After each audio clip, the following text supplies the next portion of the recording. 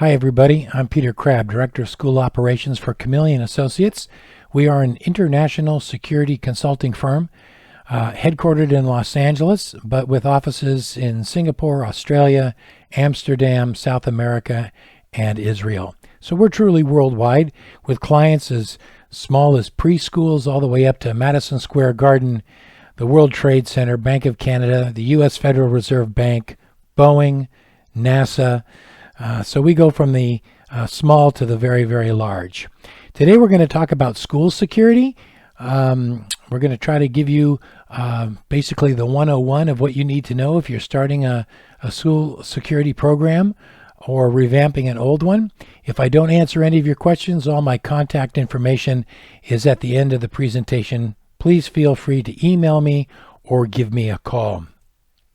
Today we're going to talk about quite a few different issues, a wide scope of security. We're going to begin with how you approach starting a new security program or revamping an old one, how you get your community on board with that. We'll talk about the security assessment and what you should expect, who you should hire, and then how to move forward after the assessment.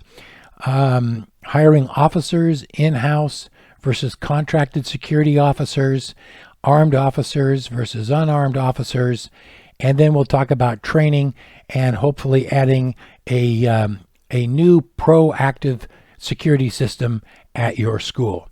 So we have a lot to cover. So how do we begin to improve or start a security operation? It really starts with the attitude. You have to have an appreciation for it. Lots of times when I go to a school, I find that the educators there are very open-minded and embracing and welcoming to everything except security. With security, they have a very stereotypical view. They think of it as something that is going to close them down and build a prison, and it's going to be a negative. As one teacher told me, the word security causes my blood pressure to rise. And that's just not the way that you should look at it, and nor is it the way that it needs to be. Security is a really positive thing. And we have to convince the community that it's going to be a positive thing in order to get them on board. The first thing I would tackle is the idea of marketing. First and foremost, you're in the business to keep the school going and perpetuating itself, and to do that, you need students.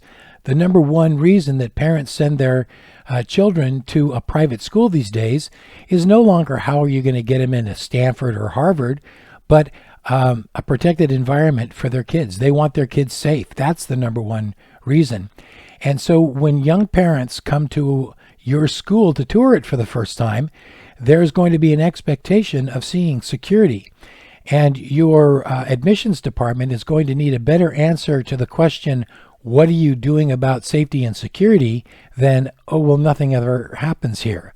That's not going to be good enough for young parents. Eventually, you will see an attrition of applications if you haven't put in a good security program. So just be aware that from a marketing point of view, it's a requirement in this day and age. Next, accreditation. When the accreditation team comes to look at your site, safety and security is one of the main categories that they look at. So if you want to up your accreditation score, you need to have a good security footprint.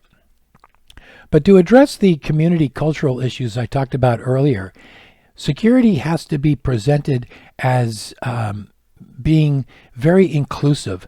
It gets the athletic department and the cafeteria workers and maintenance and faculty and front office and administration, everybody in the community has the common need of security. And so it can be inclusive. It can get these different factions who sometimes don't talk or interact with each other. It can get them communicating. So it can be a community unifying project that is a tremendous positive, and this is how it has to be presented to your faculty and staff. It's also outreaching. Many times people feel it's a prison and closing things down, and it's going to make your school look elitist or separated from the community. But in the reality, it's not. If you have a good security officer out on your perimeter who's friendly, kind of like that New York City doorman, hey, Mrs. Jones, how's it going today? Hey, Mr. Smith, how's your dog feeling? Looking good. This is a guy who's the face of your school who can build a bridge to your community members. He knows the dog walkers and the joggers and the people passing by. And by doing this, he's creating security data points for you. Okay? These individuals are now going to freely come up to him and say, there's a guy sitting in a car around the corner watching kids walking to school. You might want to check him out. Whereas before, if you had no security footprint, they might go, I don't know anybody at this school, that building that sits off the road. You might not hear about it. So you really have to focus on the positives. Security means freedom. Okay? Security doesn't mean big, dumb people building walls, making prisons, and putting in stupid rules. Security is freedom. So as I mentioned, security is freedom from danger or threat. Very important. It is a positive attribute for your school. It's something that's going to complement your school. As one head of school said, children who feel safe learn better. I would add, teachers who feel safe teach better.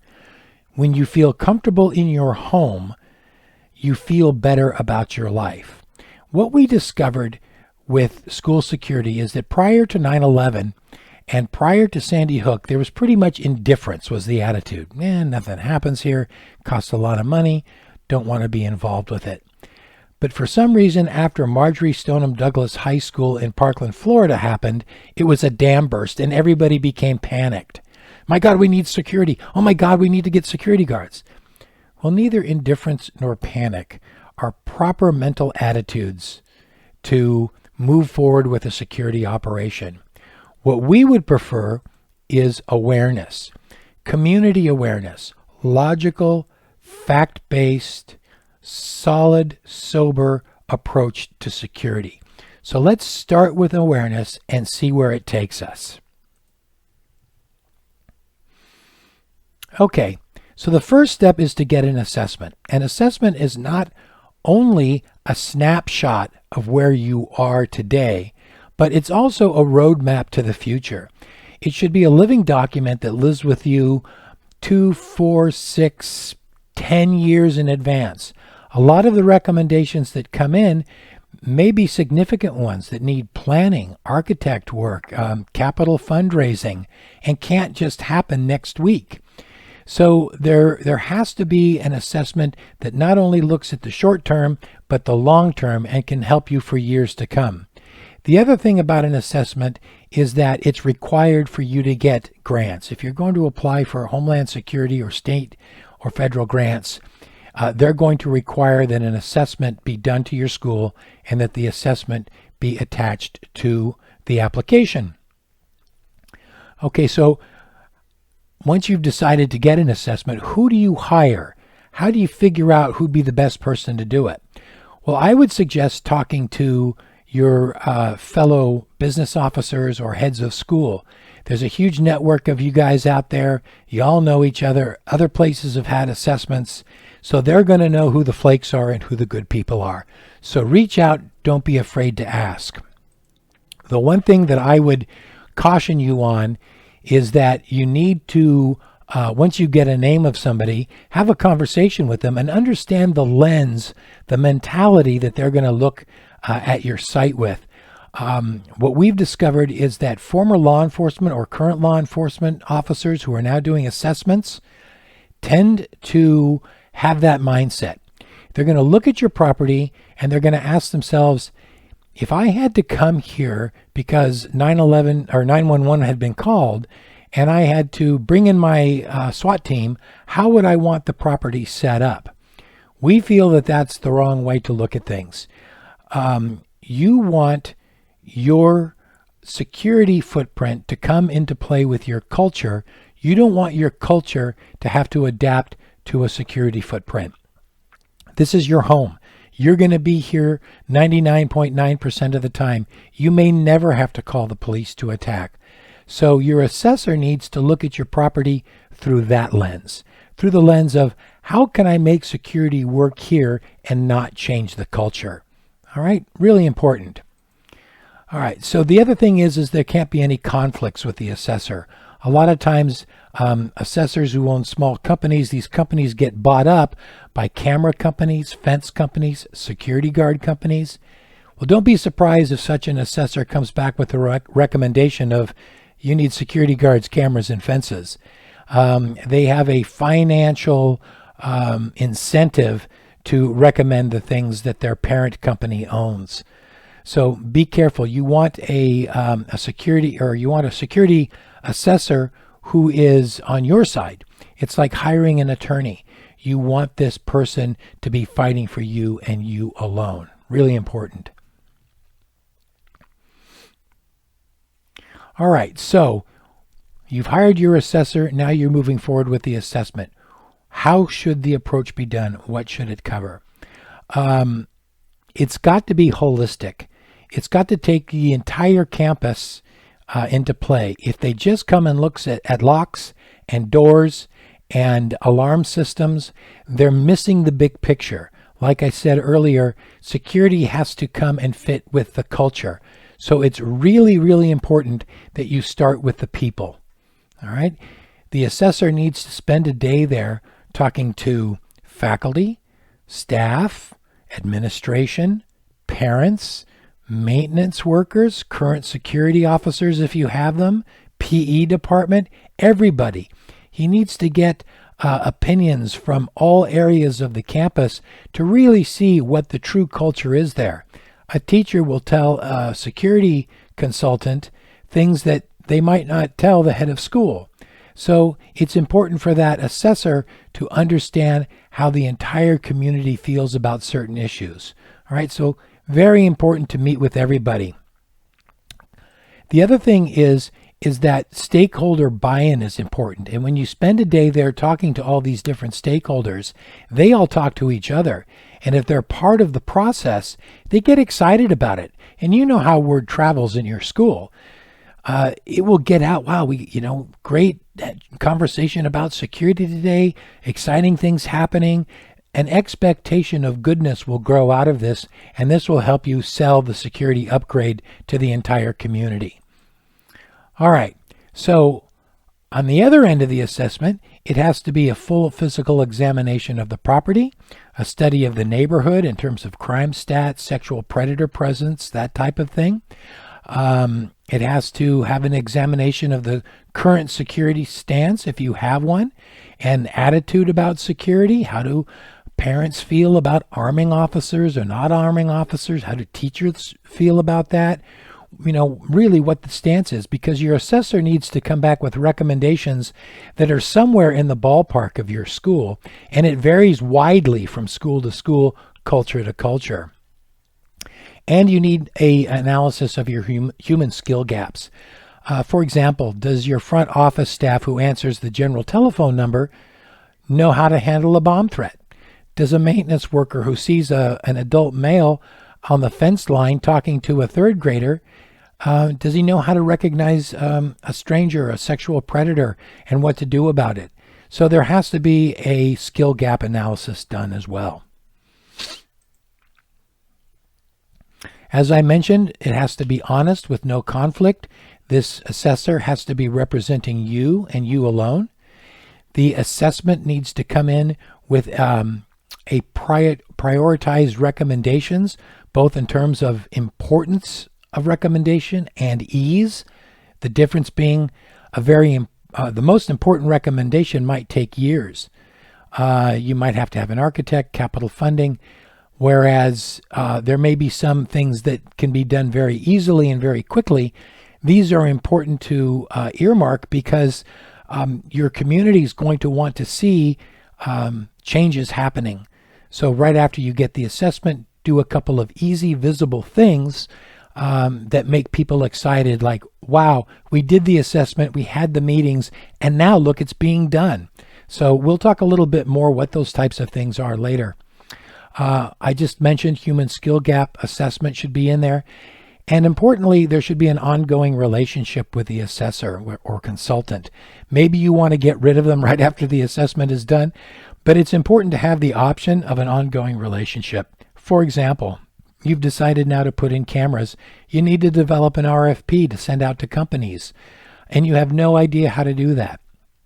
Your consultant will know the types of cameras you're looking for and what you're going to need. You're putting an RFP out for a guard company, which we're going to talk about in a little bit. The assessor or consultant should know the different types of things that are fat in the contract and what you can negotiate. So he should be able to work as an agent for you in these situations.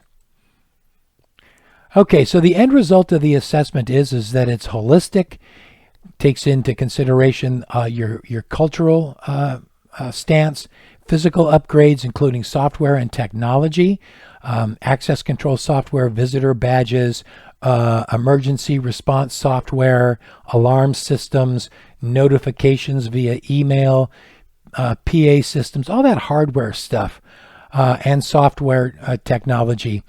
Community skill gap and training we mentioned. SOP design. Many times I'll go into a school and their standard operating procedures are show up at 7:30 and unlock this door. At 7:45, put the cones out. You need a much more advanced, much more sophisticated, much more modern SOP design than that. Who's the enemy? What are the suspicion indicators? What are you looking for? Need to be articulated so a guard knows what they're doing and what's expected of them. Prioritizing security projects, we just talked about that, and ideas to help fund the projects, okay? And ongoing help to meet your security goals. So that's what you should get at the end of the assessment. Now let's break it down a little bit and talk about security officers, okay?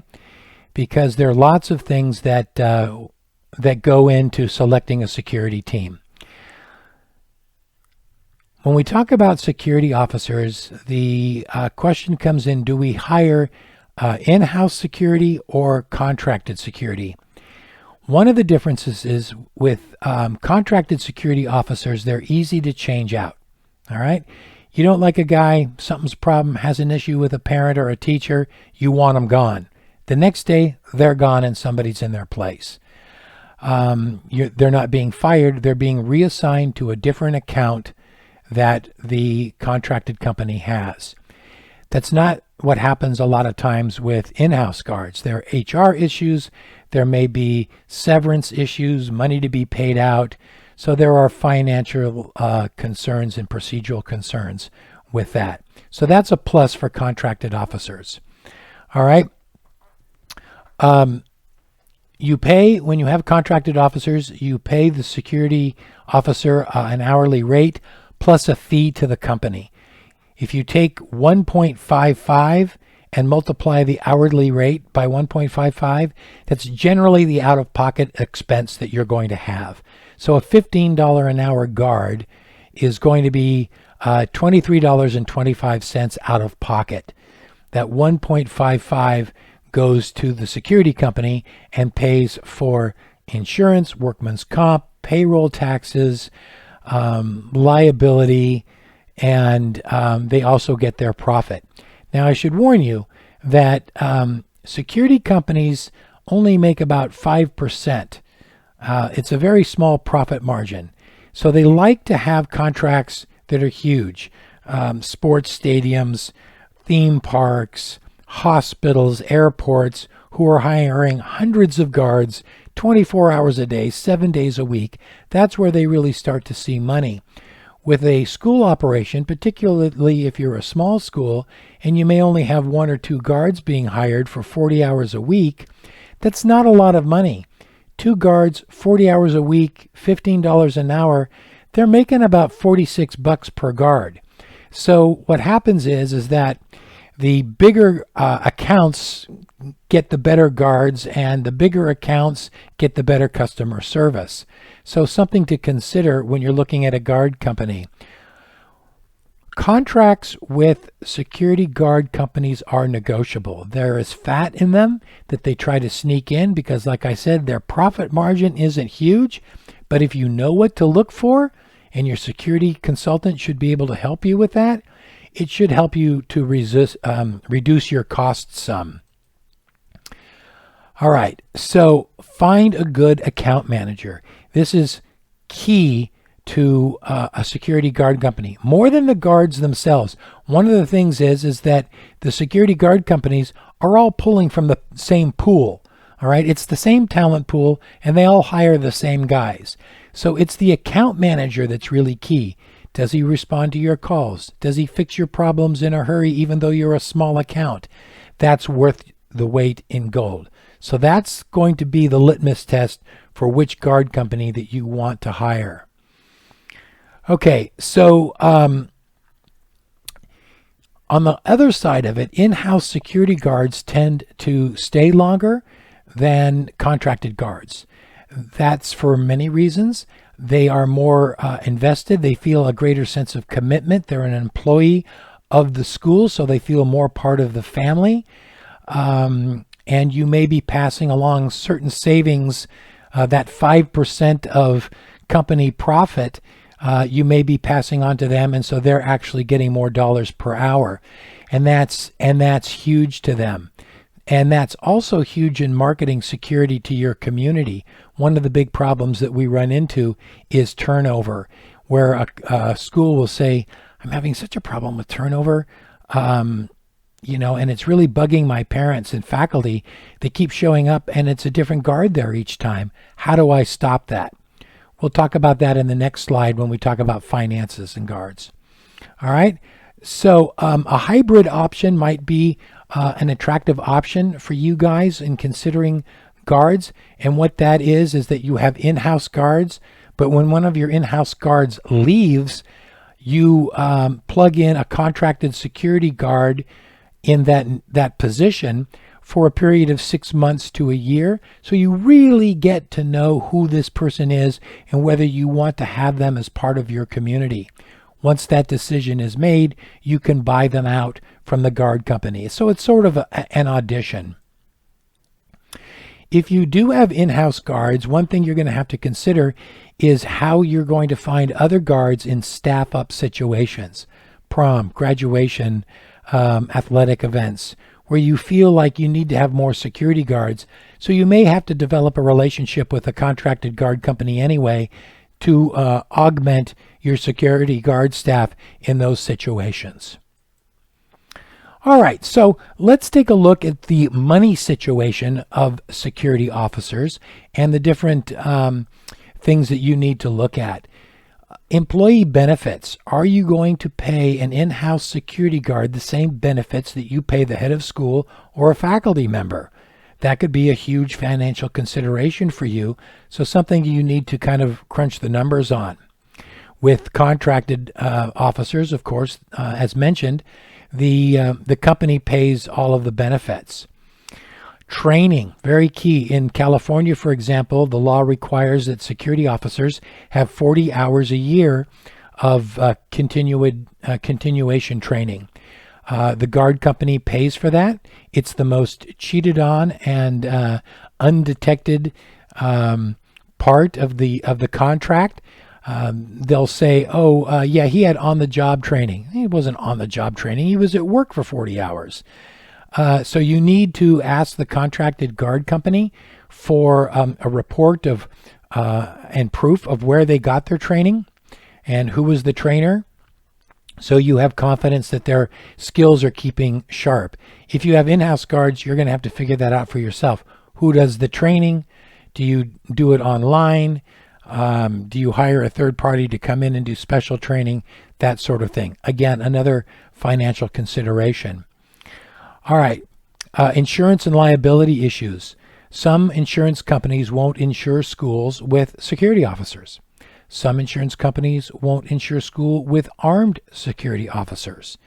And workman's comp liability is more for security officers than, let's say, a faculty member. So all of these things are things you're going to need to call and talk to your insurance company about. Of course, with contracted officers, it's all paid in that 1.55%. Okay, getting back to turnover. Low pay plus hours worked equals turnover. This is not emotional, this is just factual. And something that once you realize that this is just a fact of life will help you make better decisions. I can't tell you how many conversations I have with schools saying, my guards are leaving, constant turnover. Why is that? Why is that? Why is that?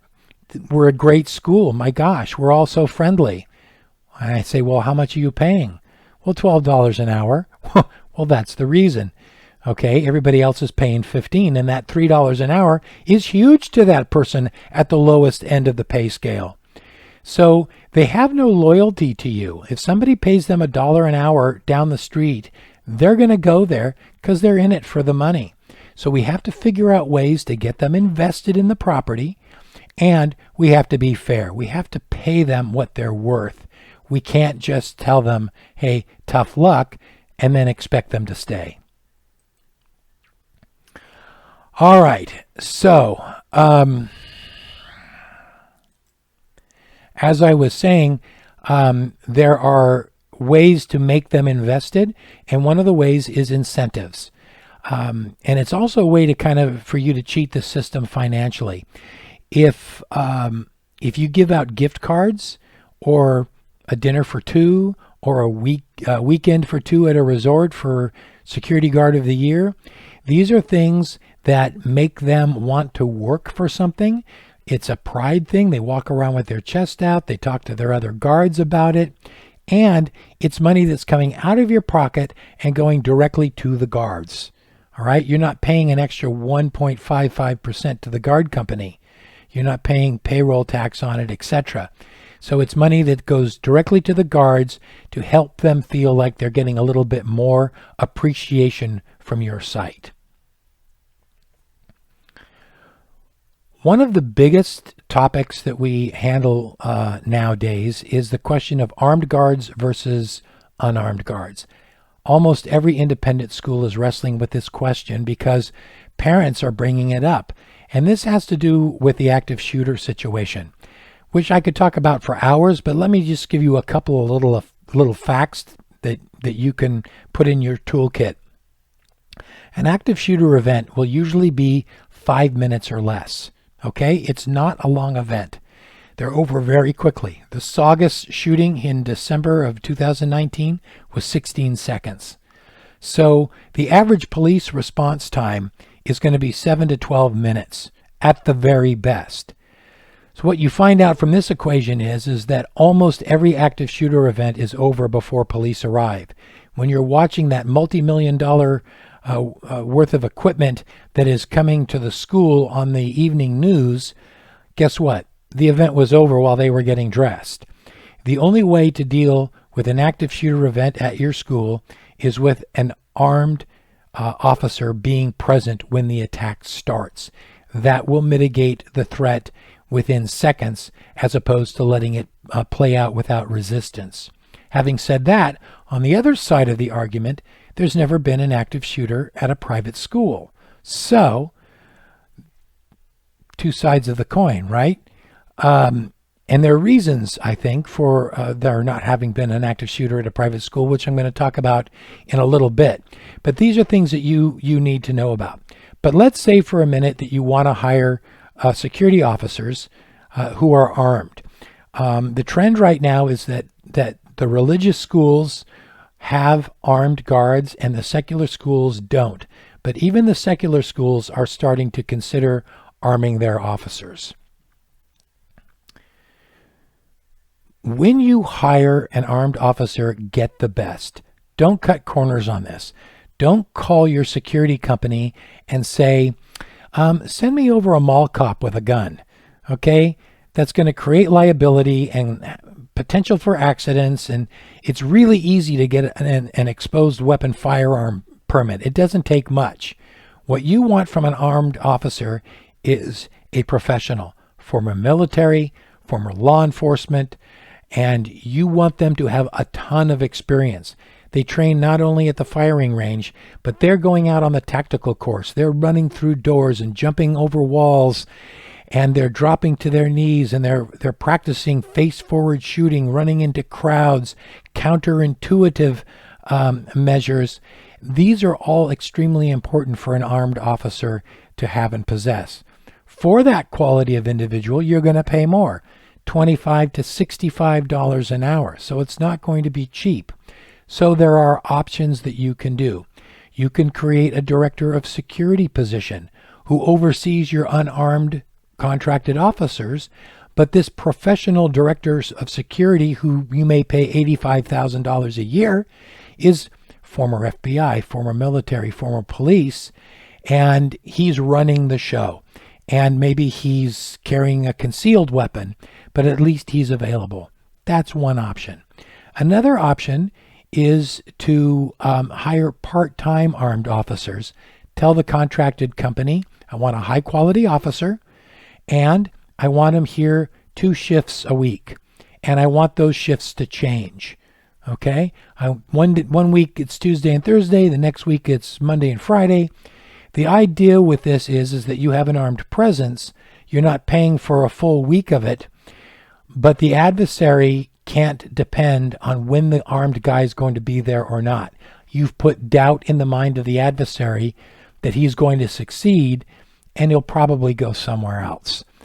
The other option is you can hire an armed officer on a case-by-case basis. You've kicked a kid out of school, you've fired an employee, a parent is extremely mad, and the site is hot with danger. So you hire them during that period of time, and when things cool down, you let them go. One way to get your community used to the idea of an armed officer is to hire armed officers for special events, athletic events, dances, graduation, that sort of thing, so people get used to seeing an armed officer around. The other point I want to bring up here is that I hear a lot of times, oh, the kids, I don't want the kids to see, an officer with a gun. It would be horrifying. The kids don't care. They really don't. They're playing soccer. They're doing art. They're talking to each other. They could care less about whether a guard has a gun or not. It's the parents that freak. So the kids will take their cue from the adults. Generally what happens is that if you put the right person, friendly, upbeat, professional, athletic, good-looking, in there, everybody's fine within a day or two, and everybody loves the idea. So it's the person that you hire that will make the difference. Okay, so the assessment's been covered, guards have been covered. You've got your assessment from the assessor, and what are the next steps? The easiest and most effective thing to do next is training. Cost effective, can be done very quickly, and it shows the entire community that something is being done. Who are you training? Everybody. But the amount of training everybody gets differs based on position.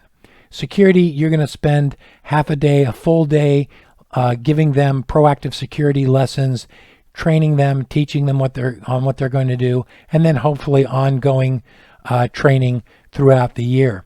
With faculty and staff, you're going to get them together for an hour. That's usually all that they can handle on some teacher buyback day, and let them know what the new security platform is. Explain to them the logic, intelligence, and sound reasoning behind it. If you show them that it's inclusive, unifying, building bridges to your community, and a positive, they will participate. They won't participate if it's just, here are a bunch of new rules, you got to do them. Okay, you'll get pushed back. So really important to train teachers and staff. A special training for office staff who answers the phone on handling threatening calls. Parents, usually 90 minutes.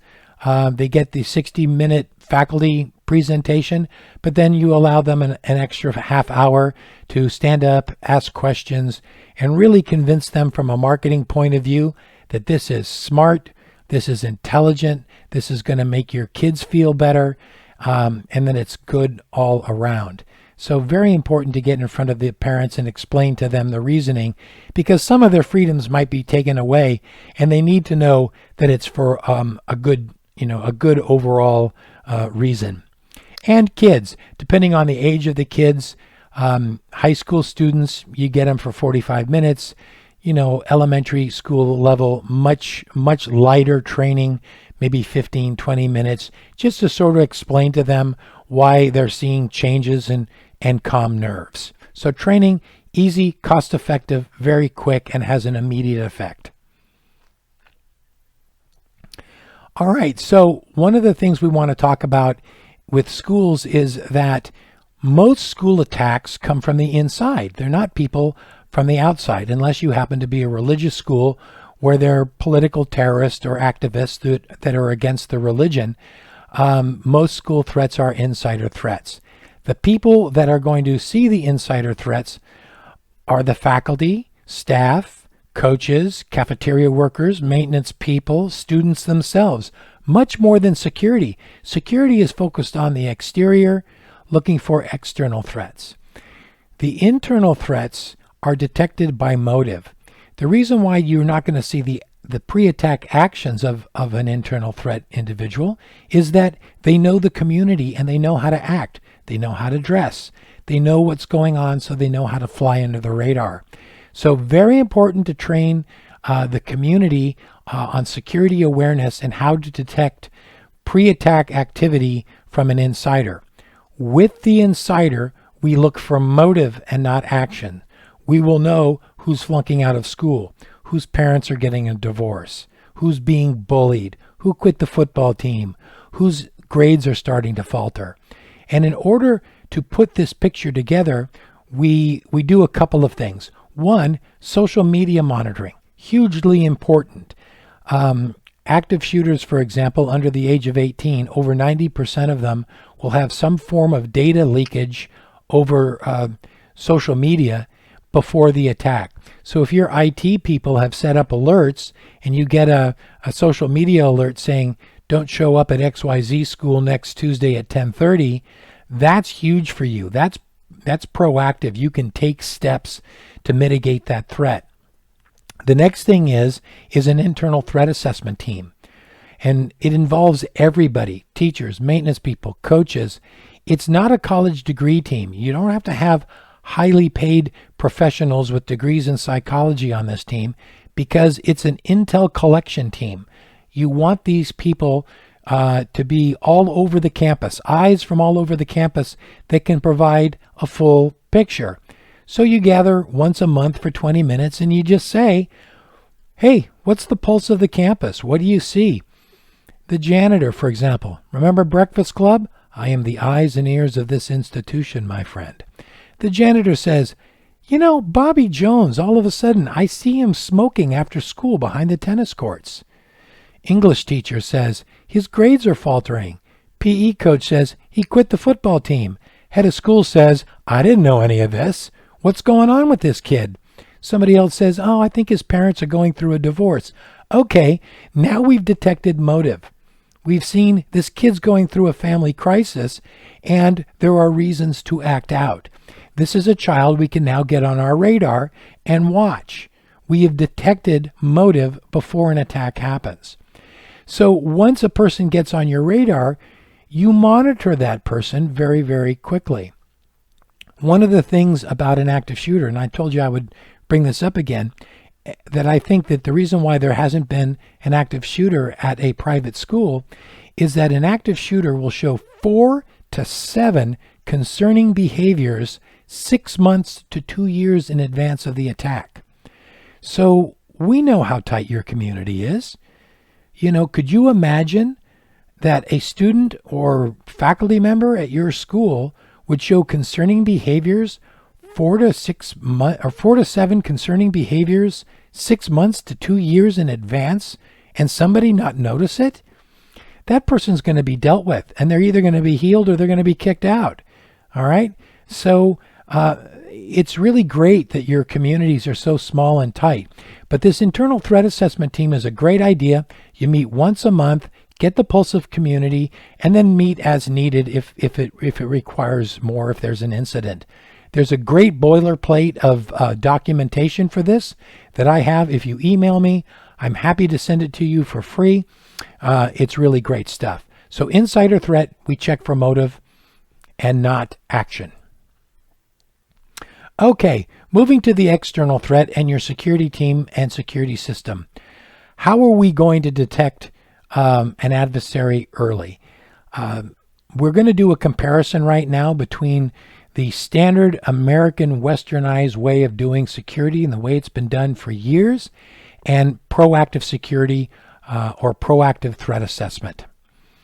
All right, so the old way of doing security involves waiting for an attack to happen and then hopefully responding to it. So you're always being reactive, you're always on the defense, and you're always chasing the adversary. Okay? We tend to have this Americanized view of, as long as you haven't done anything wrong, I'm going to leave you alone. So all the pre-attack time is given to the enemy to do whatever they want. Okay? Officers should choose to be proactive and take back that pre-attack time. If they don't, if they only wait for an attack to happen, and we drill only on aftermath. We drill, we have fire drills in case a fire happens. We have an earthquake drill in case an earthquake happens. And we have lockdown drills in case an attack happens. Our security team is never drilled on how to catch an adversary ahead of time. So if we wait for the attack, we're dealing always with the aftermath, which involves things like lawsuits, media fixation, bad marketing, injury, and even death. So the old way of doing things is not really very good. The new way is the Israeli model of security, and it's called proactive threat assessment, involves predictive profiling and security questioning or seeking engagement, where we profile actions, detect abnormal action, suspicious action, and seek engagement. So let's break that down just a little bit. All right, it involves something called adversarial-based security. And guess what? Your athletic teams are already doing this. When your basketball team goes to play a big rivalry game, what's the first thing they do? Well, they don't wait for that team to show up and just practice offense. No, they go out and they look at the other team and they say, gosh, what is that team's strengths? How does that team play the game? And then they set their defense to stop that particular team. They might have an outside shooter that's really great. So we got to go and put, double team that guy. Or they might have a really tall center who just does nothing but slam dunk. So we got to do something to stop him. But the change in defense is based on what the other guy can do. And that's exactly how the Israeli system works. The operational area and tactical ability of the enemy dictates what security does. Simple, clear, very logical. Now, 4 pillars of security are liability, budget, marketing, and the adversary. In the American westernized version of security, liability comes first. There's an attorney somewhere that's blocking everything. Oh my God, don't let the guy in the shirt and the badge and the tie who makes $15 an hour actually do anything, because he'll screw something up and we'll get sued, and I want to protect the property. All right? The budget is set by that. Hire the lowest guy possible because we don't want them to really do anything anyway. Marketing, well, you try to fake the marketing and say, hey, we have security. So, we've got guys with badges out there, but please don't look too closely. And then the adversary. And usually with Americanized security, it's like, the adversary? No. We observe and report here. By the way, that's a little known thing in your security guard contract, is that they talk about observe and report only. When they put on a badge, they should do more than observe and report. They should actually protect your property. So that's something that you can tell the security company, no. Observe and report is not good enough here. Now, with the Israelis, guess what? The adversary comes first. What can the adversary do? We're security. Our job, our whole point of being here is to stop the bad guy. So what can they do? All right, now that we know what we can do, we're going to go tell the budget people this is what we need to stop them. The budget people are going to listen to us. All right? And if those two things are done correctly, if security has the budget to do their job right, guess what? Marketing takes care of itself. Wow, you guys are really sharp. wow, I want my kid to go to school here. They're really protective. They don't mess around.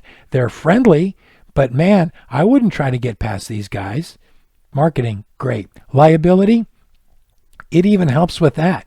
You're not having to deal with lawsuits or the aftermath of an attack because the attack doesn't happen. So very, very important. All right, so who are the threats? Let's take a moment for us to take a look at the enemy and see who they are and how we handle them. With schools, it basically boils down to outside threats, inside threats, and then sort of a strange little gray area. Outside threats, as we mentioned, are going to be handled by your security team. They're out on the perimeter. They're looking for organized political terrorists, particularly if you are a religious school. This is something that could be coming across your doorway. Lone wolf assailants like active shooters, the lone criminal, arsonist, pedophile, a simple thief, and mentally impaired individuals are all external threats that your security team is going to have to look out for. Insider threats, remember, faculty and staff, primarily, your security team is going to help somewhat with that, but primarily what they have to be aware of, workplace violence, people, teachers or staff members mad at each other for being fired or somehow getting their toes stepped on, a student assailant, mad, flunked class, being kicked out of school, that type of a thing, and volunteer workers. A lot of times sexual predators will try to volunteer at a school, that type of a thing. Okay? And then finally, the mysterious outside-inside threats, and this is where we see most things happening at a school. Domestic violence. A teacher who works at your school, insider, is going through a divorce with her outside the community husband, and he comes to the school kind of known, so he's let in. This happened in San Bernardino a couple of years ago. A special ed teacher was going through a divorce. Husband showed up at the school, was allowed in because they knew him, and he killed her in the classroom.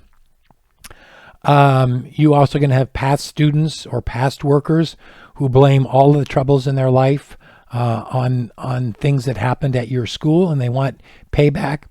And most particularly parents. And parents going through, let's say, a divorce who are meeting at drop-off and pickup, and they're not supposed to be there at the same time, and an argument starts, and it's problematic. So those are your basic threats at schools. All right, so how does it work? How does it work that we are going to try to detect these threats? Well, the Israelis really put a lot of time and effort into thinking this after they got caught with their pants down in the 1970s and suffered a really bad attack at their airport in Tel Aviv. They went to work and they really dissected the criminal process, and what they came up with is truly genius.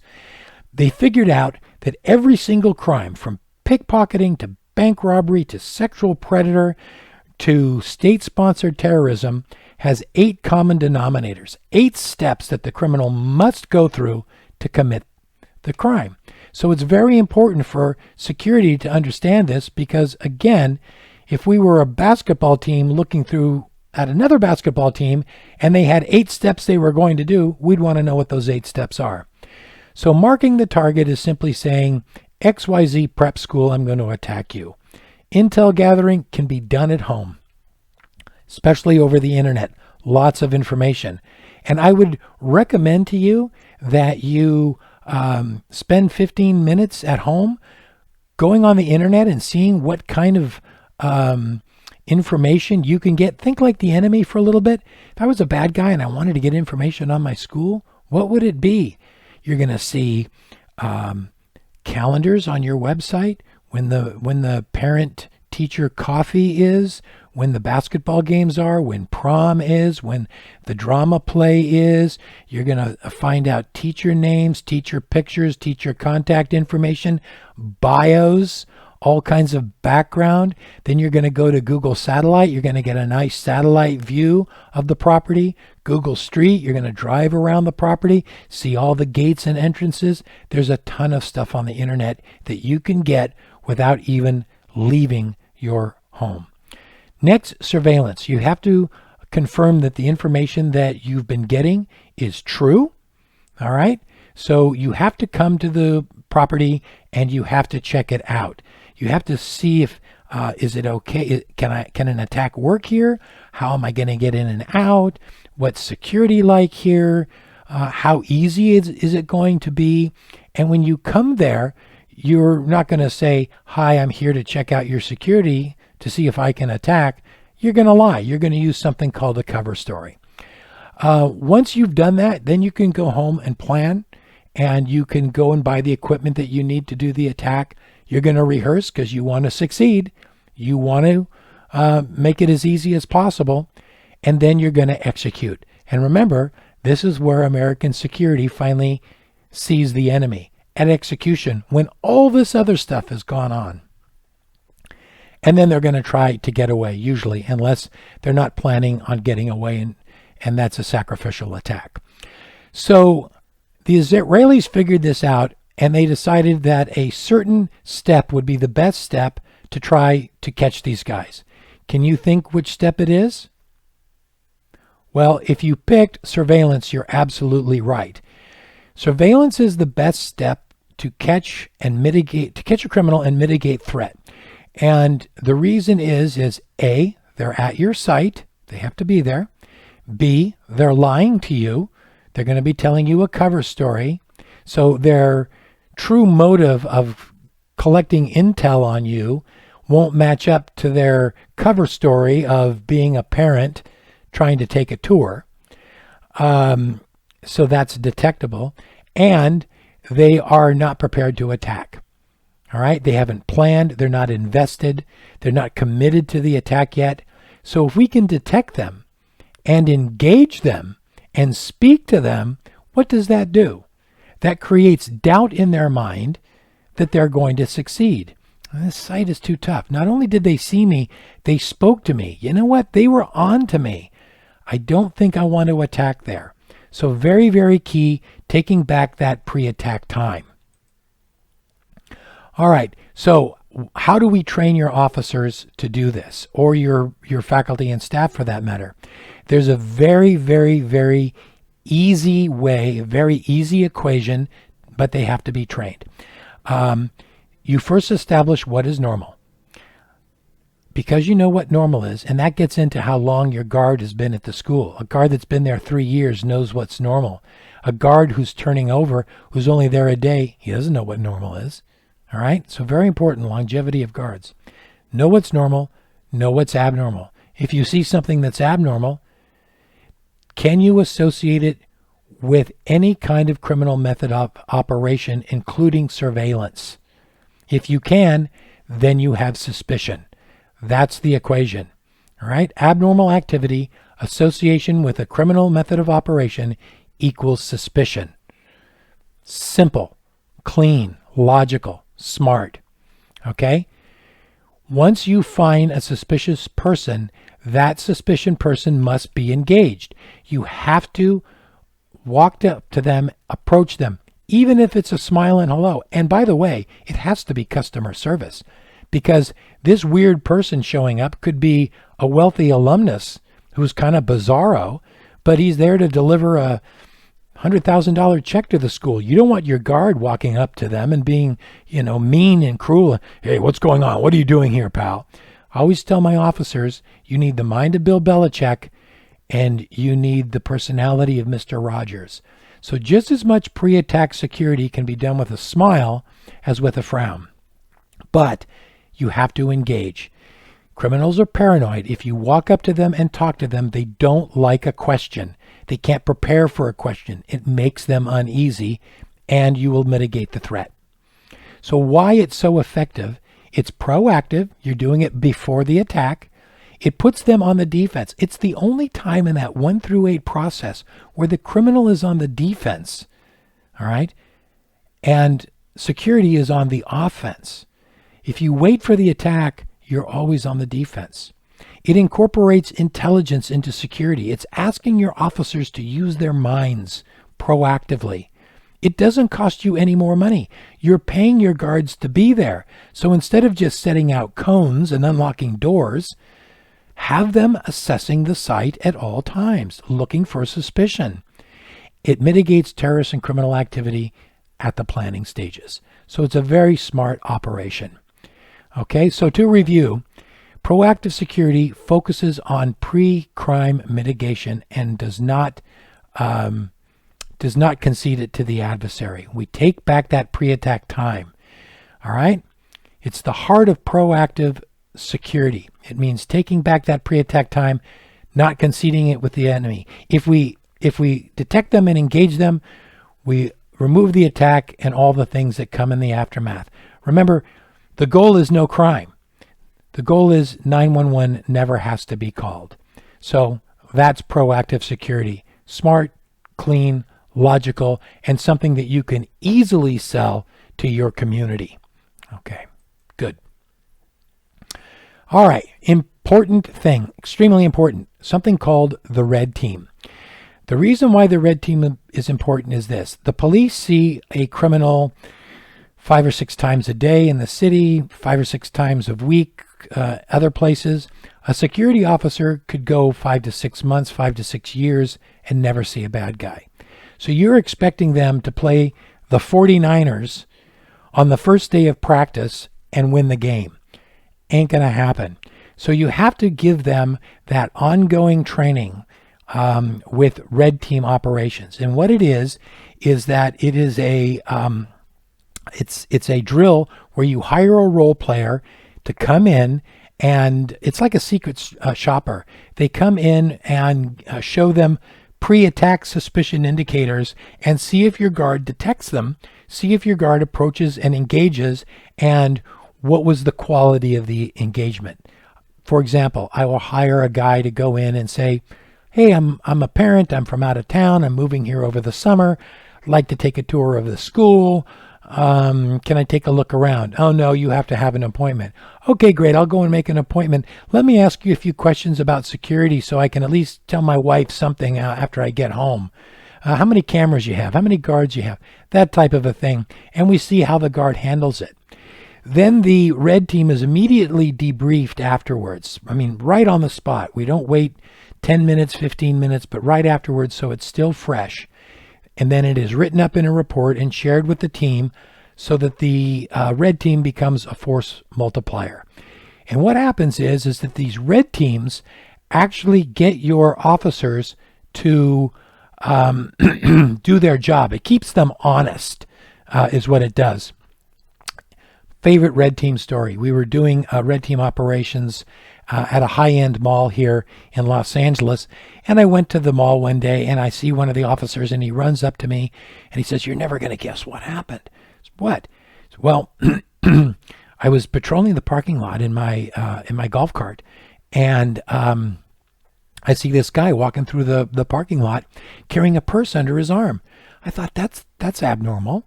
But I don't hear a woman screaming, purse snatching, and I don't hear any chatter on the radio. And normally I would leave it alone. But then I thought, I bet this is a red team. I better go and approach this guy, or I'll get written up. So I get out of my golf cart and I go and I approach the guy. I say, "Excuse me, sir. Welcome to the mall. I'm with mall security." The guy looks at me, drops his purse, and runs. It was a $4,000 purse that he had just shoplifted from the Kate Spade store. It wouldn't have been detected if he didn't think he was being red team. So the red team actually got him to do his job. It is a good practice and absolutely necessary. Otherwise, after the lecture that you give them on proactive security, within 2 weeks, they'll forget all their new skills. Okay, question. Key question. What's the most important quality for an officer to have? Take a second and think about it. Okay. Most of the time people will say, got to be sharp, got to have observation skills, got to be intelligent, has to have a good personality, needs to be proactive, all of the things that we've talked about today. And those are logical responses and very important. I've been doing this for years. I've given this lecture and asked this question hundreds, if not thousands of times, and I've only got the correct answer twice. All right? So let me give you a hint. Okay? Who's the best person to protect your family? You?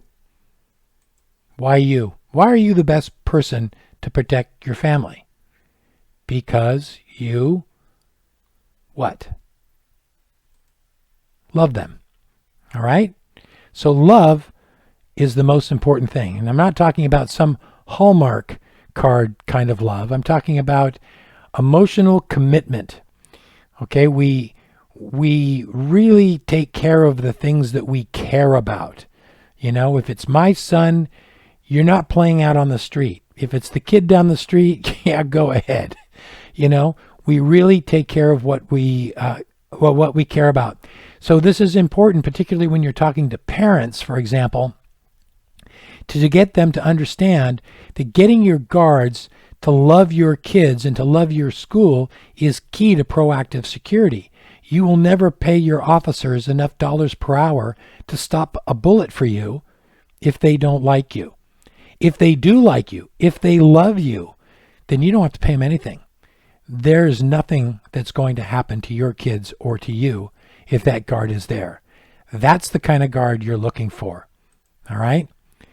People tend to be threat-oriented and not risk-oriented when it comes to things they own or love.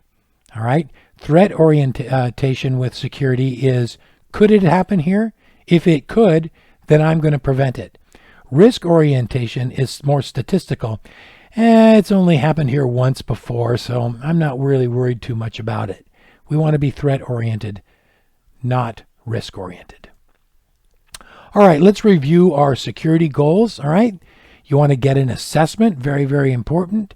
Know your adversary and how they operate. You want to create doubt of success in the mind of the adversary. Very important to do that. Get your security team to do that through engagement. Detect them in the planning stages, and then achieve these goals primarily through human mitigation techniques. You want to not rely on cameras and fences and walls, but through the human aspect of security. Extremely important. All right, so reviewing our proactive threat assessment skill set, establish what's normal in your operating environment, know what abnormal is, and detect anything that deviates from that norm, what we call a suspicion indicator. Determine what AMO or adversary method of operation, including surveillance, that the suspicion indicator is pointing to. Attempt to refute the security or the suspicion indicator with security questioning when possible. Okay? And then you're going to make a threat, no threat decision. And remember that if you cannot 100% refute the threat, it remains a threat. A no decision is a threat. All right? So threat means suspicion that was not refuted. Everything is a threat unless you can 100% refute it. And then deploy according to your procedures against the threat. Okay? Hopefully pretty smart, pretty logical. Hopefully we've won you over in terms of this security operation. If you have any questions, here is my contact information, my email, office number, and cell phone number. I really appreciate you taking the time to listen to the presentation. Sorry for a few stumbles here and there, but heck, when you're doing it live, that's what live television is all about, right? Okay. Well, I hope to meet you someday at your school. Thank you very much, and stay safe.